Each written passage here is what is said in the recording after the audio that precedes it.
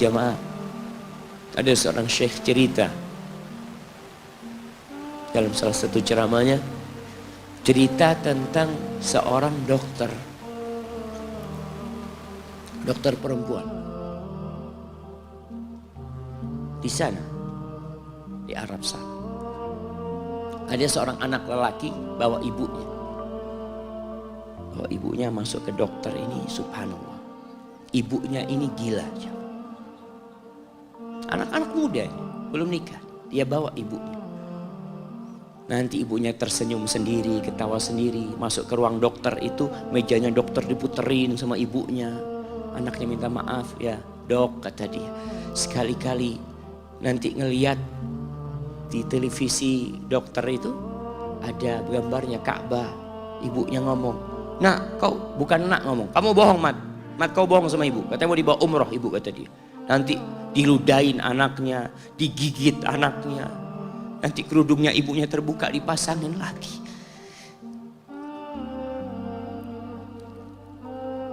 Itu dokter tanya sama anaknya, ini siapa? Ibu anak, kata dia. Sejak kapan dia seperti ini? Sejak lahir. Loh, terus gimana engkau bisa lahir? Iya, sama kakek anak, ibu anak dinikahkan. Tapi 10 bulan diceraikan. Ya karena seperti ini, anak lahir dari rahim ibu anak. Dan seperti ini kelakuan. Iya, kata dia.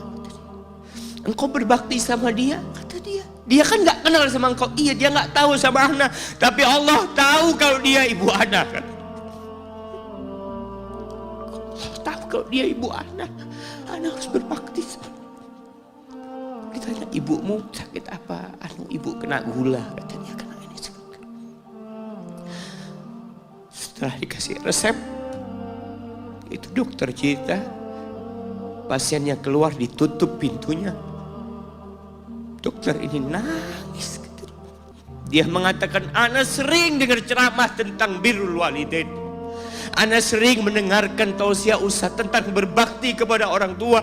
Tapi ana baru sekarang melihat kebaktian seorang anak sama orang tuanya.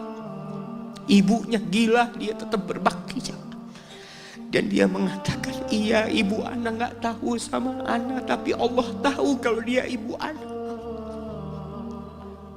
Dan yang ngasih wasiat supaya kita berbakti sama orang tua itu Allah, jemaah. Apapun yang dilakukan orang tua kita.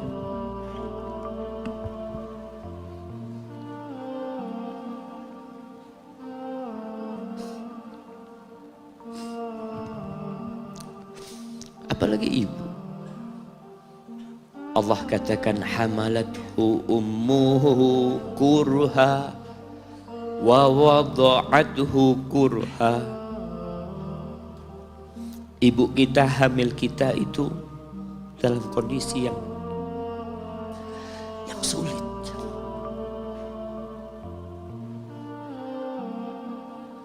Ada ibu yang harus bed rest demi anaknya lahir. Demi kita lahir, ibu kita itu bed rest. Capek dikit keluar darah. Ada yang harus hamil kita dalam kondisi dia ditinggal sama suami. Dia harus cari nafkah sendiri. Ada yang harus muntah-muntah demi kita. Allah. Lalu kita berdiri buat ibu kita, capek. Diceritakan seorang, ya kita semua tahu ceritanya, tentang 3 orang yang masuk ke dalam gua. Kemudian gua itu tertutup dengan batu yang menggelinding. Lalu mereka bertawasul dengan amal soleh mereka. Salah satunya yang mengatakan, ya Rabbi, Allahumma, ya Allah, aku punya 2 orang tua. Aku punya 2 orang tua. Yang aku senantiasa memberikan susu kepada keduanya sebelum keluarga yang lain minum susu. Dia sudah menikah, dia punya istri, punya anak. Pada suatu hari, ya Allah, aku kejauhan cari rumput, sehingga aku balik dalam kondisi orang tua sudah tidur. Maka aku pereskan susu buat keduanya, ya Allah. Allah tahu, tapi dia mau cerita sama Allah. Dia ingin tawasul dengan amal soleh dia. Lalu aku taruh di wadah. Aku datang ke bapak ibuku, mereka tidur. Maka aku berdiri di hadapan kedua. Jamaah, bukankah bisa dia taruh di sebelah meja ibunya susu itu? Dia ambilkan meja, taruh di sana, dia bisa tidur. Dia sudah berbakti sama orang tuanya dengan seperti itu. Tapi anak ini tidak. Aku berdiri, ya Allah, aku gak ingin membangunkan keduanya. Dan aku terus berdiri, aku pegang itu susunya. Sampai mau subuh bangun, aku serahkan kepada kedua. Anak-anaknya nangis minta susu. Kata dia, lah, sampai bapak ibu aku minum. Kalian jangan minum. Kita kadang-kala sudah menikah lebih peduli sama istri kita, lebih peduli sama anak-anak kita. Nggak ada hadis yang mengatakan anak itu pintu surga, jemaah. Yang ada itu orang tua pintu surga. Kita peduli sama anak-anak kita. Beli oleh-oleh buat istrinya. Ditelepon istrinya mau apa, kepingin apa. Pernahkah engkau telepon ibumu? Tanya, Umi kepingin apa, Umi? Ana lagi dalam perjalanan, Umi. Jamaah, itu anak, Masya Allah, dia berdiri. Kenapa dia kuat, jamaah? Karena dia tahu Allah yang nyuruh dia berbakti. Mungkin tidak ada yang melihat berdirinya dia, tapi Nabi ceritakan berdirinya dia. Dari malam jamaah sampai pagi, berapa jam dia ingat, ibuku hamil aku 9 bulan. Capek. Ana semakin tahu dengan tugas besar seorang ibu dan pengorbanan seorang ibu setelah Ana menikah. Setelah Ana tahu bagaimana istri Ana hamil, ketika dia harus tidur gak enak, makan muntah aja, Ana melihat istri Ana sampai lemas dia muntah. Ana ingat begini ibu Ana hamil Ana. Lalu kita lupa, jemaah. Kita sok sukses, mungkin engkau lebih sukses dari orang tua. Tapi kalau nggak ada bapak ibu, engkau nggak akan pernah lahir di muka bumi. Allah ceritakan ibunya hamil dia. Wa wada'athu kurha, dan melahirkannya dalam kondisi sulit. Kadangkala perut ibu kita itu disobek demi kita keluar dari perut ibu kita. Antum meninggalkan luka di ibu, itu dijahit. Kalau antum anak ketiga, Allahu Akbar, berapa kali dibelah perut ibu kita, tubuhnya jadi jelek gara-gara kita. Tapi dia nggak peduli, yang penting antum lahir dengan selamat. Kalau ibu kita dikasih pilihan, ini nggak bisa diselamatkan dua-duanya, salah satunya akan meninggal dunia. Kira-kira apa kata ibu antum? Iya, nggak apa-apa dok, selamatkan bayinya dok. Nggak apa-apa dok, biar dia lahir dok. Subhanallah. Berapa banyak ibu yang meninggal dunia ketika dia melahirkan anak. Wa hamluhu wa fisaluhu 30 syahra. Hamilnya dan menyusuinya itu 30 bulan. Artinya bukan ketika antum lahir selesai lelahnya ibu kita. Memang ketika antum lahir dengan selamat, Allahu Akbar, ibu itu lupa dengan rasa sakit dia 9 bulan. Ibu itu lupa dengan jeritan dia mengeluarkan kita ketika kesakitan. Itu lupa. Dia tersenyum, dia bawa anaknya, ditaruh di dadanya. Allahu Akbar. Kalaupun ada air mata yang menetes, itu air mata kebahagiaan orang tua dengan hadirnya kita di muka bumi ini. Lalu kita bisa berjalan. Kita nggak bisa apa-apa lahirnya.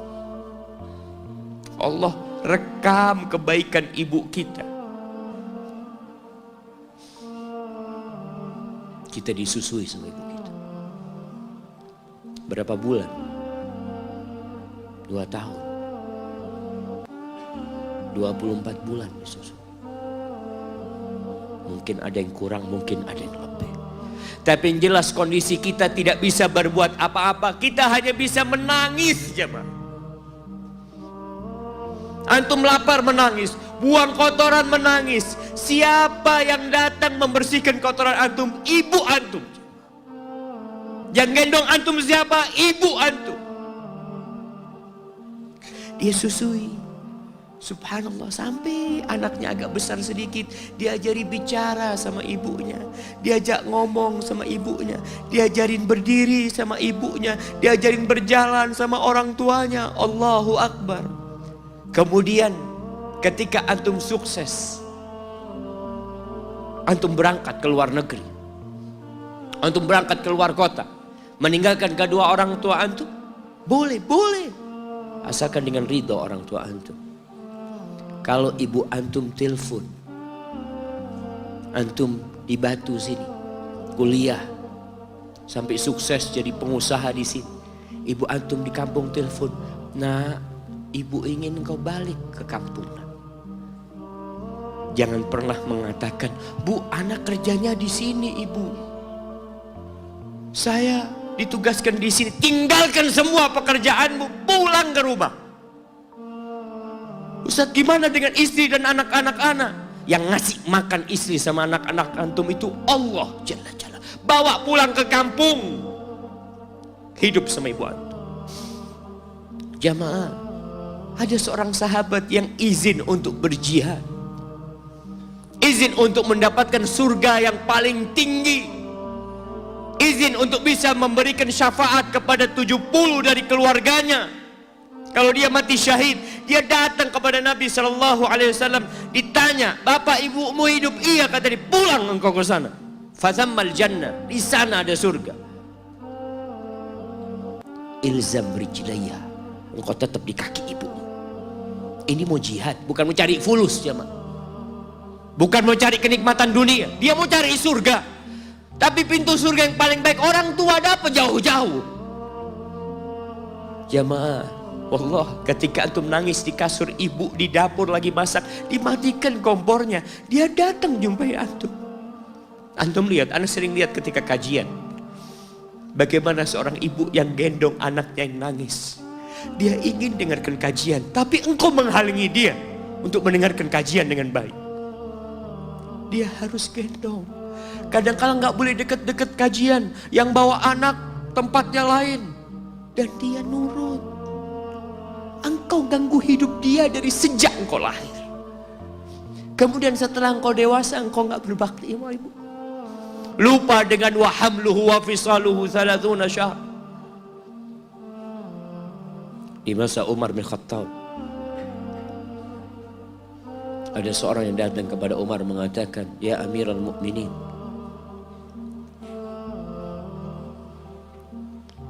aku ini jadi kendaraan buat ibu. Aku ini yang membersihkan kotoran ibu, dan aku palingkan wajahku. Ibuku sudah lumpuh, gak bisa apa-apa, dan aku berusaha untuk berbakti sama dia. Aturani qad jazaituha. Gimana menurutmu? Apakah aku sudah balas kebaikan ibuku? Kata Umar, la, kata dia. Enggak, belum. Ya Amirul Mukminin, bukankah aku sekarang ini telah berbuat kepada ibuku seperti ibuku berbuat kepadaku waktu aku kecil? Artinya sama pekerjaannya sekarang ini. Aku yang menyuapin ibuku, aku yang membersihkan ibuku, yang mengantarkan dia ke kamar mandi. Semua yang pernah dilakukan ibuku, kira-kira sudah aku lakukan semua sekarang. Kata Umar, enggak sama, kata dia. Ibumu waktu merawatmu ketika engkau kecil, ibumu berharap engkau bisa hidup. Sedangkan engkau sekarang merawat ibumu ketika sudah tua sakit-sakitan. Engkau berharap ibumu mati.